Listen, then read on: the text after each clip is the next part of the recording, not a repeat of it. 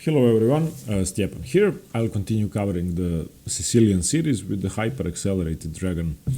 I've already covered the Accelerated Dragon Sicilian and the Dragon Sicilian in two videos. Three in fact, there are two parts on the Dragon Sicilian and you can find them in the description below. I have linked them. And the Hyperaccelerated Dragon is sort of,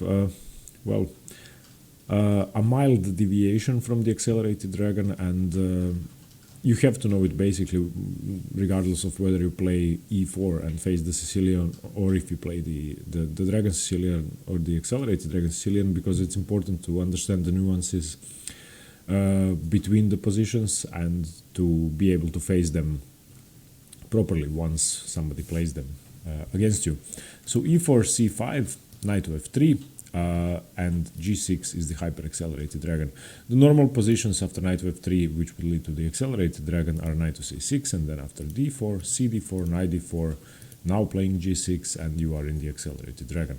However, in this position after knight to c6, white doesn't have to play d4, which is the main line. White can simply play bishop to b5 and get into the Rossolimo attack, Nesmedinov Rossolimo attack, and probably disrupt black's plans of going into the Accelerated Dragon. So if you want to play the Accelerated Dragon, white can easily avoid it with bishop to b5. Now in this position after knight to f3, once you don't play knight to c6 but you play g6 immediately instead, the move bishop to b5 doesn't make any sense, and black can simply avoid that. On the other hand though, in this position after knight to f3, knight to c6, if white goes for the main line with d4, then after c takes d4, knight takes d4 and g6, you do have your knight controlling the d4 square, so you have a bit more control over this key square, and let's say after c4 you can play bishop to g7, the main line, and now you have two attackers here. So the difference is that your knight is controlling the center when you plan to enter the Accelerated Dragon, and once you play g6, your knight is not on c6 obviously, so that's the main point, which gives white a lot more control over the d4 square. So regardless of what white decides to do, and there are four good options for white from here on, he has more control over d4. And after white plays d4, which is the main move, you can see that black would definitely benefit from having a knight on c6. So okay, this is sort of the main move. We are going to go over four moves altogether, and I would just like to mention one move briefly, one move which I think isn't really that good. After g6, white can try playing h5. It has been played. It sort of gives up the opening advantage for white. It gives black a slight edge, but if played properly, it's an equal position. It does look aggressive, but you are never really going to get anywhere with this pawn. And in fact, the two most popular moves are either h5 or knight to f6. So both of them controlling the h5 square and not allowing the move h5 for white. Of course, if black does allow h5, then white will be better, but black doesn't have to allow it. So I don't want to go into too much detail with this move, but if you would like to surprise your opponents, perhaps if you are playing somebody lower rated or much higher rated and you think they might not know this variation, try playing h5, it could be fun. Black could of course go wrong and you could get a fine position, but against serious players I think this would just give up your opening advantage. Once again, it has been played and white has won a lot of positions with this move, but it's really not good objectively. So okay, we're going to go over d4, c4, c3 and bishop to c4. Let's go over bishop to c4 first, because I don't think that move gives white that much of an edge. So after bishop to c4, the main move is bishop to g7 here. White castles, black plays d6, opening up the light squared bishop, and now d4. In almost any variation of the Hyperaccelerated Dragon, white is going to play d4 and strike through in the center. That's the key idea in the opening. And one more thing that you have to be aware of, that in a lot of games, in I would say 50% of the games in the Hyperaccelerated Dragon, you are going to transpose into the Accelerated Dragon, sometimes even in the Dragon, and sometimes even in the Benoni, some strange Benoni positions. But just be aware that white's main plan is to play d4 And your plans are basically the same as in the Accelerated Dragon, but this variation, the Hyperaccelerated Dragon, often leads to more positional lines and strategical play instead of tactical attacking play. So even though I think most people think the Hyperaccelerated Dragon is more aggressive than the Accelerated Dragon, but it's actually vice versa. Okay, so d4. Another move that white could go for here, I would just like to show that sideline first, is move c3, preparing the move d4, and black can't really do anything to stop that, so after knight to f6 attacking the e4 pawn, white can simply defend with rook to e1, and now black castles and d4. There's another move that you could play here. D4 is sort of risky after knight e4, rook e4, d5. This doesn't work, yeah, so after castles, bishop to b3 first, and then preparing e4 and d4, and that would work then. So that is the main move.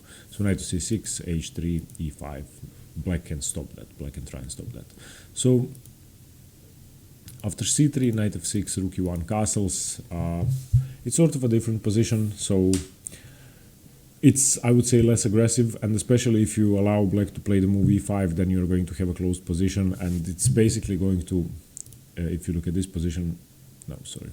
Here, black is only slightly better, but in this position, which I wanted to show you, after e5, a position in which white is supposed to have an advantage, but it's, I would say, fairly easy to play for both sides.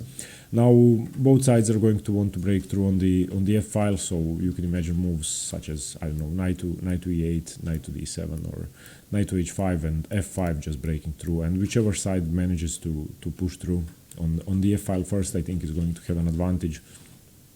White, of course, has an advantage because he has this very well placed bishop along this diagonal, which prevents the move f5, so black is going to have to waste another tempo for playing king to h8. So, but that's basically the point of the variation. So white, if he would like to achieve this position, I think would be okay. So c3, knight f6, rook e1, castles. Once again, you could go for d4. It's not horrible. I mean, after knight takes e4, I'm sorry, after d4, knight takes e4, rook takes e4, d5. You can continue playing this. It's really not that bad. You can take the pawn and just have a sort of a normal game. It's not that bad. But yeah, this is what you're going to get most often after playing c3. But let's go back to the main line. So after d6, you can either play d4, or c3. I would recommend d4 because it's more aggressive and it avoids these closed lines. And if you are unfamiliar with closed positions such as the Stonewall Dutch or the Benoni, or especially the Czech Benoni or something like that, then it's going to be really hard to maneuver through these positions. And once again, if you do get this even by mistake, f5 is your main idea. For white, it's f4, and you could consider a queenside pawn push as well. But d4. After d4, as black, you should remember that usually you can take the pawn, and in fact you should take the pawn. I think in almost all the positions it's safe to take, and it's the most precise move. So c takes d4, knight takes d4, knight to f6. This is sort of this is the main line. Now knight to c3, castles, h3, preventing the move bishop to g4. And yeah, this is what you will most probably get now. The position is aggressive, but it's I think playable. It's not risky for black. It's a fine position. I think I would consider playing this myself, and I think I prefer the Hyperaccelerated Dragon to the Accelerated Dragon, because once again it avoids the Rossolimo. So if you want to prepare a position like this, if you want to prepare a dragon pawn structure, then I think it's important to be able to maximize the chances of entering the pawn structure you would like, because the Rossolimo is a completely different game. So if you have a broad knowledge in Sicilian pawn structures and positions, then playing the Accelerated Dragon might be fine. But as I said, the Hyper-Accelerated Dragon with g6 before knight to c6 just restricts white's possibilities some more, so it might be a good idea. Let's go over some more moves. So knight c6, bishop e3, knight takes e4, knight takes e4, d5. This is normal. You just trade pieces. Knight takes c6, b takes c6, bishop to d3. This is the main line, but it could go either way. Once again, it's an equal position. The engines think it's completely equal. I think white has a slight edge because black has an isolated c-pawn. But yeah, taking on b2 here doesn't really work because you lose c6. So the main move is queen to c7. This has been played a lot of times. There are about 20 games from this position, 20 Grandmaster games, so this is still theory. So this is the sort of the main line of the bishop to c4 line, which I think bishop to c4 doesn't give white that much of an advantage, and I would avoid playing this move. So I think with the black pieces you would be happy to see this move. So if you play the Hyperaccelerated Dragon, the move bishop to c4 shouldn't really be that challenging. Bishop g7, castles d6. Now once again, white could play either d4 or c3. c3 would lead to closed positions, but most often you're going to see d4 take it. White is going to play h3. If he doesn't, the move bishop to g4 could be good to provoke the move f3. Knight c6, bishop e3, a normal position. But let's get back to the main lines. Okay, c4, c3, and d4. I would like to go over my favorite move with the white pieces here. Well, perhaps my second favorite move, I don't know. I play either c3 or c4 against the Hyperaccelerated Dragon. I like them both, and I think they are both very aggressive in their own ways. And I think they are the two most challenging ways for black to face white in this position, even though d4 is the main line. So okay, c4. Now you're creating the Maroczy Bind immediately out of the opening, that's clear. And the Maroczy Bind, even though it's very sound for white, it's a very strong pawn center that you are creating. You don't give black too many options, you are restricting black's space. Your piece activity is better. Your only downside in the position is the light squared bishop, which is stuck behind its own pawns.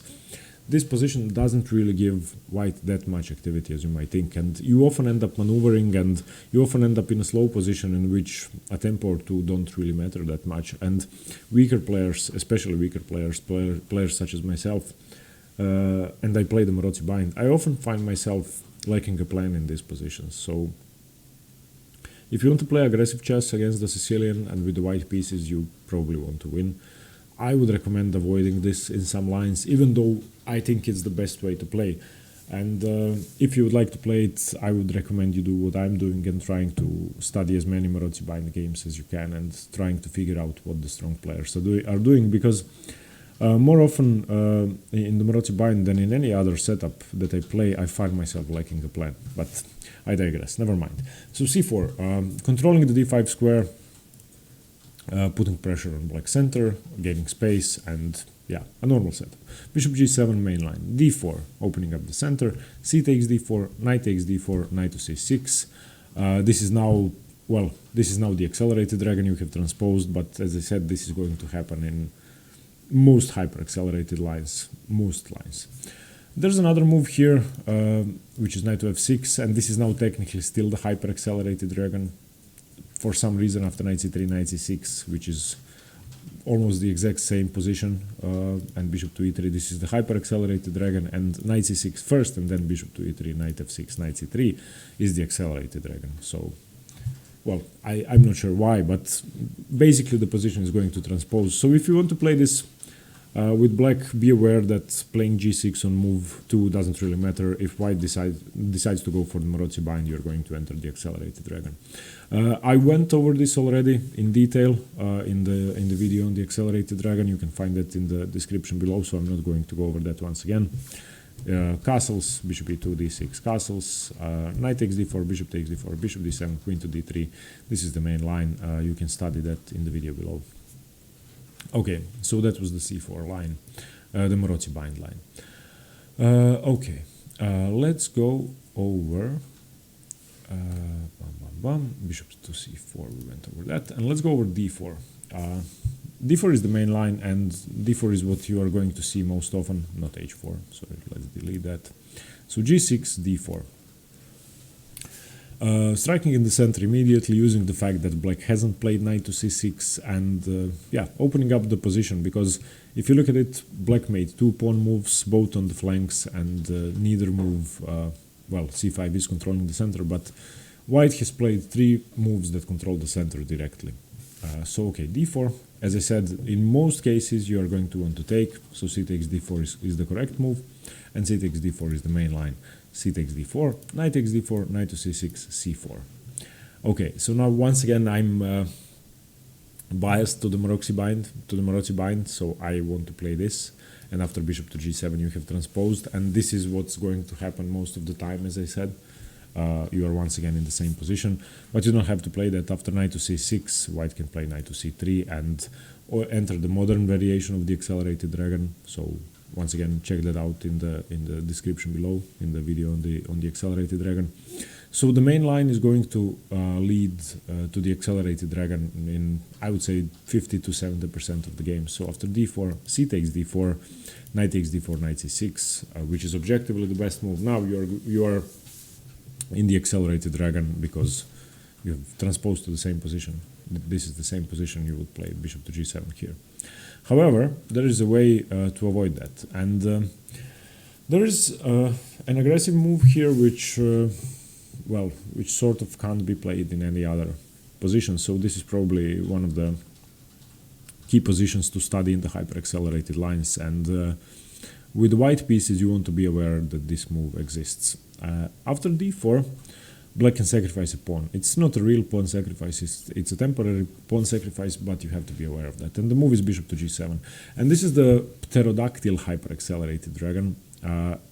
It's, well, not dragon, it's actually hyper-accelerated pterodactyl, so it's a specific dragon for some reason. So bishop to g7, a temporary pawn sacrifice. Now, white can take, white doesn't have to take, white can play 3 moves, I think. Well, 4 moves in fact. White could play c4, but I'm not really going to talk about that because that would once again transpose to the lines we talked about. The main move is of course d takes c5, and after queen to a5, c3, queen takes c5, regaining the pawn, and yeah, it's what the pawn sacrifice was about. The temporary pawn sacrifice, getting the queen out and sort of disrupting white central control. Now, after bishop to g7, even though d takes c5 is perfectly playable, I would recommend the move knight to c3, just allowing black to take, and now there's nothing better than to take because now queen to a5 is in check and you are not getting your pawn back because of bishop to e3. So c takes d4, knight takes d4, knight to c6. This is now still technically the hyper-accelerated pterodactyl, but it will transpose bishop e3, knight to f6, and bishop c4 castles. This is now the accelerated dragon modern variation once again, and the main line of it. However, after knight to c3, there's another attempt which you could go for, and that's queen to a5. Just this is the second most popular move, in fact. But after bishop to e3, yeah, now knight to f6, you have given up a pawn, but you're going to take here if white allows that, so white can't really take here, and it's a complicated line, but I think that simply playing c takes d4 is better. Yeah, I think it's a much safer option. This has been played, and the main move here is queen to d2 for white, and after queen to d2, knight to c6, just keeping the tension in the center. And here in this position, white will normally play the move d5, and after this the variation is still sharp, but there isn't that much going on anymore. The pawn is once again defended after d5, so white has relieved the pressure on the only weakness in black position. And now after here, and let's say bishop to e2 and d6, this is now a normal Sicilian position in which black, okay, has a slightly misplaced knight, but white has 2 objectively weak pawns in the center. e4 is weak, therefore d5 is weak, and I think black has a safe game. And this has once again been played a lot of times in Grandmaster games, but I think playing queen to a5 on move 4 is slightly more risky for black, because it's not knowing the best moves that matters, it's knowing the bad moves and how to punish them that matters. And in this line, after queen to a5, there are a lot of aggressive moves for both sides which could get you into trouble, I think. So after the move knight to c3, I would just recommend c takes d4 and playing a normal position in the modern accelerated dragon. Now once again, after dc5, queen a5, regaining the pawn, we went over that, and there's another move. After after bishop to g7, if you play, if you're familiar with the Benoni structures with the white pieces, you can play d5, and after d5, d6, it's not technically a Benoni, but it's a Benoni pawn structure, and after pawn to c4 and knight to f6, bishop to d3, I think white has a significant edge here because you want to push through with e5, you're going to castle. You might even remaneuver your knight to d2 and play f4 and have an aggressive setup that way, and I don't really see the advantages of this position for black except for his dark squared bishop on g7, which is a monster here. But after knight to c3, I think its power can be dampened a little. But okay, let's go back. So we went over d4 and bishop to g7, this temporary pawn sacrifice, which I think if you play the Hyperaccelerated Dragon, this is one of its main features and one of the things that differentiates it from the accelerated lines. So play this, just play something that's interesting. I would play this if I played the Hyperaccelerated Dragon. So yeah, okay, and now so d4 is the main line, and it either transposes to the Accelerated Dragon or you play this pterodactyl variation, which is, I think, the best way to play for black if white goes for the main line. And now let's go over c3, which I think is the toughest way for black that white could play, and I think c3 is the most challenging move for black. It looks less aggressive than d4 and then c4, but it's in fact a very aggressive move, and I think the games which arise from the c3 lines are the most interesting Hyperaccelerated Dragon games. Bishop to g7 is the main line once again, and now yeah, okay, let's go over the side line first. I like it the most. Okay, okay, after c3, black basically has two moves. He can either play bishop to g7 or d5. Silman gives in his book The Accelerated Dragons the move f6, knight to f6 as well, but I really don't like this position. I think this just shouldn't be played. Yeah, I'm not even sure what the main line here is. I think it's this. Yeah, I can't remember, but it goes something like this. So he gives this move knight to f6 on move 3, but I really don't think this should be played, especially if you don't understand the Nimzovich Sicilian or the Alyokin defense or stuff like that, which involves maneuvering your knight for 10 moves in a row. So I would recommend the two main moves, either bishop to g7 or d5. Let's go over d5 first. d5 is considered to be the most aggressive way to face this, to face c3 in the Hyperaccelerated Dragon, and the engines give it as slightly worse than bishop to g7.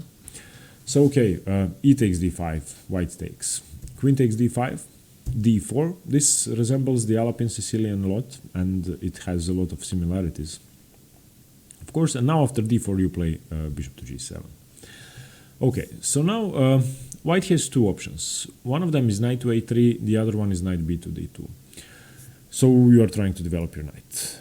In either case, you are threatened as black with bishop to c4, which isn't really a threat, but if you're not careful, there could be a lot of issues along this diagonal and on the f7 pawn, because this knight could come either to e5 or to g5, the queen could come to f3, and you could be in a lot of trouble. So I would say playing d5 is risky, but if you know what you're doing, you shouldn't really get into trouble.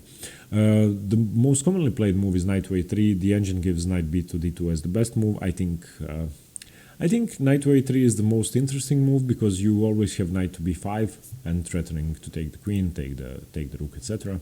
So knight to a3. And now after c takes d4, which is the main move, as I said, you could play knight to b5, threatening here, in which case black would either play knight to a6 or something else to defend. The most commonly played move here is knight to a6 with 90 games, and there are a lot of Grandmaster games from this position, and in fact black scores better than white here. The engines give it as equal, but after knight to a6 black has won 29% of the games, and I would recommend 3 games if you would like to see them. One of them is a draw, and two are wins by black. One of them is when Giri defeated Vasily Ivanchuk in 2013, and the other one is where Giri defeated Shahryar Mamedyarov in 2013. So Giri played this variation a lot 5 or 6 years ago, and I would recommend you study his games. And this is a very exciting way to play. So okay, knight to b5, knight to a6. Now, Now the main move in this position is knight b takes d4, just taking your pawn back, and after knight to f6, bishop to b5 check, just checking the king, and bishop to d7. And now you can either play queen to e2 with the white pieces. You can take on d7, and well, I think taking with d7 is the best move. And here you can take with the knight, you can take with the queen. Taking with the knight is best, I think, and castles. Yeah. So this is sort of the end of the theory in this line. Well, not the end of the theory. For super grandmasters, it goes a long way further, but yeah, this is sort of the position you should know.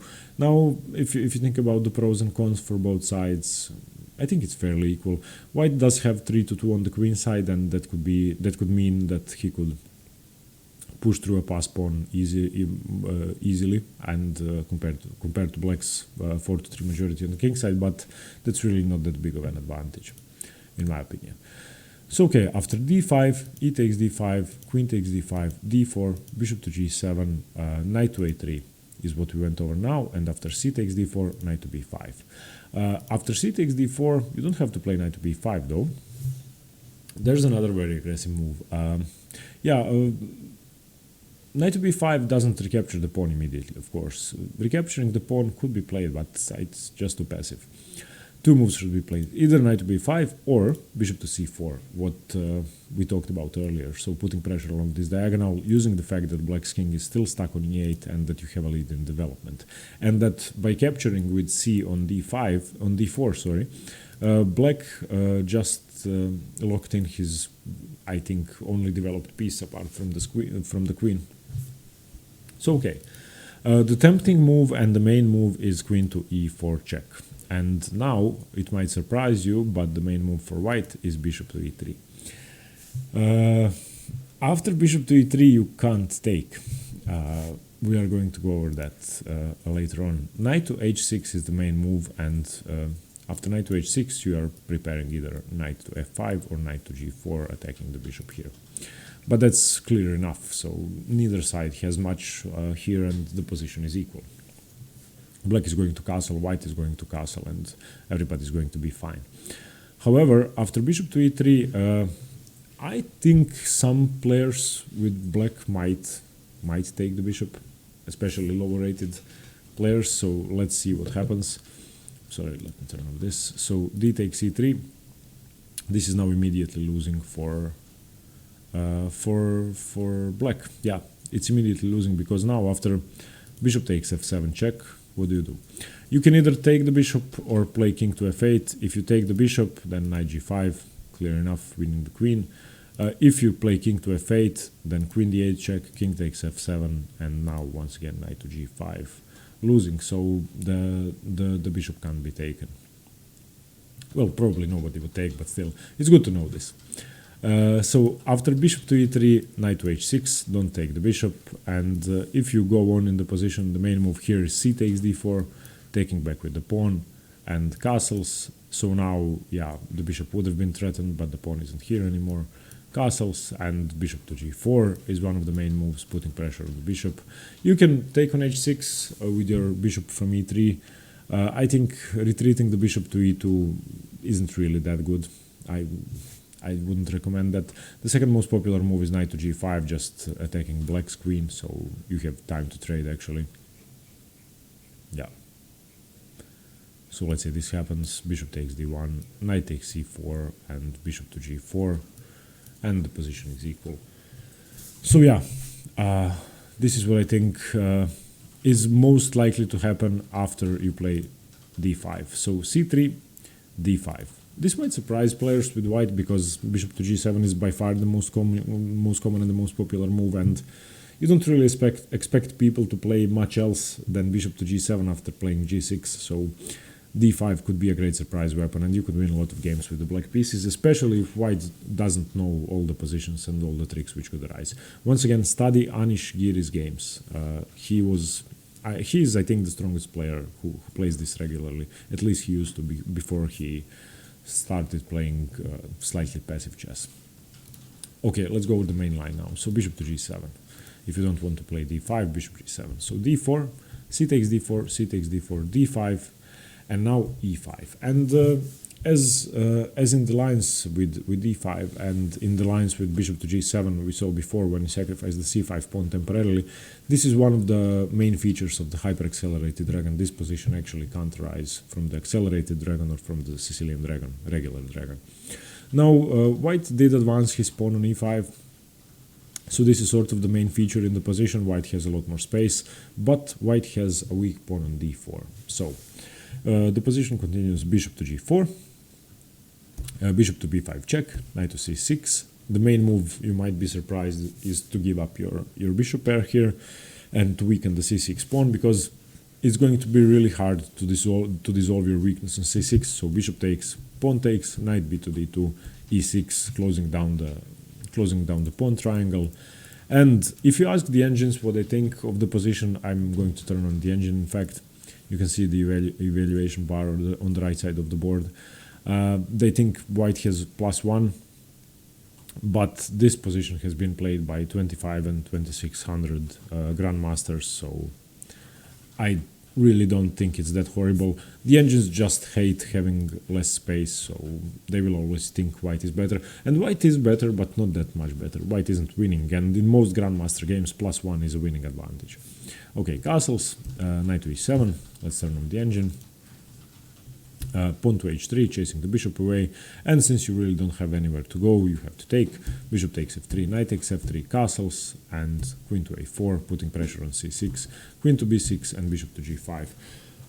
Once again, engines think it's much better for white. I think it's slightly better for white, and this is one of the few true hyper-accelerated dragon variations which you should know, and variations which can't transpose to the accelerated dragon. So I think you should study it. You should study this. So okay, you should check out the game. Well, if you want to play this with the white pieces, I would recommend the game Vladimir Kramnik against Maxim Bashir-Legrave from 2010, which Kramnik won convincingly. And if you want to study this position with the black pieces, there's a great game, Alexander Grishuk versus Rao Mamedov from 2017, which Mamedov won, and a game in which Vugar Gashimov defeated Sergei Movsesian with the black pieces in 2010. So these three games I think you should see. So Vugar Gashimov, Rao Mamedov, and MVL have played this with the black pieces, so study their games. Yeah. Okay.